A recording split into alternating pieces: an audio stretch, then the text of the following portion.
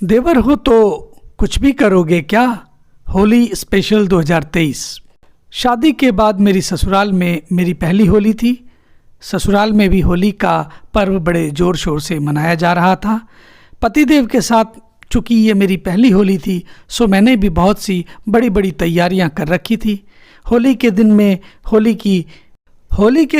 घर में होली की छोटी सी पार्टी रखी गई थी। सभी रिश्तेदार और पड़ोसियों का घर में जमावड़ा लगा था। मैं भी सुबह सुबह 4 बजे उठ गई। देखा कि पतिदेव गहरी नींद में सो रहे हैं, तो मैंने भी उनकी नींद का भरपूर फ़ायदा उठाया और उनके गालों पर गुलाबी रंग लगा दिया और काले रंग से उनकी बड़ी बड़ी मुंह पे मूछें बना दी। जब वे उठकर बाहर आए तो घर के सभी लोग उन्हें देखकर हंसने लगे। बेचारे दौड़कर कमरे में गए और अपने चेहरे का रंग निकालने लगे।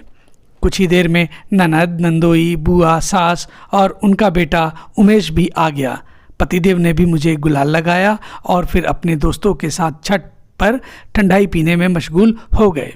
घर की सभी लेडीज़ बाहर आंगन में गुजिया पापड़ खाकर होली के मज़े ले रही थी। तभी उमेश आए और बुरा ना मानो होली है कहकर उन्होंने मेरे ऊपर एक बाल्टी रंग डाल दी। मैं वहाँ से जाने लगी तो बोले, भाभी जी अभी से कहाँ चल दी आप, अभी तो होली शुरू हुई है। ऐसा कहकर मेरे चेहरे पर रंग लगाने लगे। मैंने उनको दूर करना चाहा, पर उन्होंने मेरी कमर में हाथ डालकर मुझे अपनी तरफ खींच लिया और ज़बरदस्ती मेरे गालों को रंगने लगे। तभी मैंने पूरी ताकत से उमेश को धकेला और मेरा एक ज़ोरदार थप्पड़ उनके गालों पर जा पड़ा। लाल लाल बड़ी आंखों के साथ साक्षात दुर्गा का अवतार लग रही थी मैं। घर की सभी औरतें थप्पड़ की गूंज सुनकर हमारी तरफ देखने लगी। तब तक मेरे पति भी आ गए। सासू माँ बोली, बहू क्या हुआ? मैं कुछ बोलती इससे पहले ही उमेश बोला, मामी देखो ना, मैं तो भाभी के साथ होली खेल रहा था और इन्होंने तो सीधे मेरे गाल पर तमाचा मार दिया।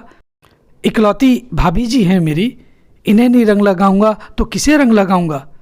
भला देवर हूँ, इतना तो मेरा हक बनता है ना इन पर। और ऐसा कहकर वो मेरी तरफ देखने लगा।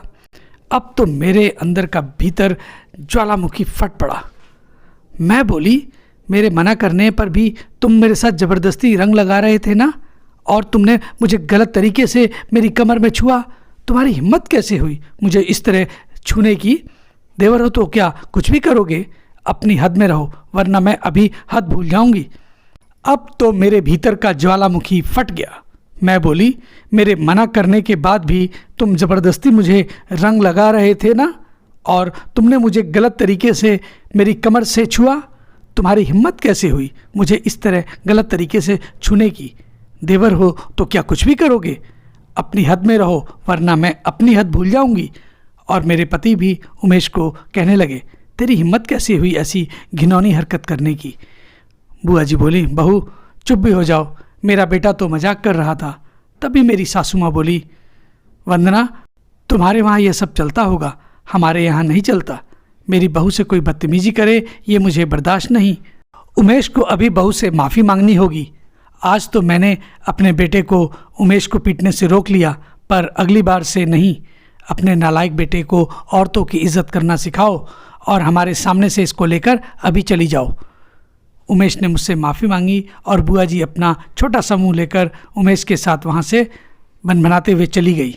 सासू माँ बोली, बहू हमेशा ऐसे ही स्वाभिमानी रहना और कभी मत डरना, किसी से मत डरना, गलत चीज़ों का हमेशा विरोध करना।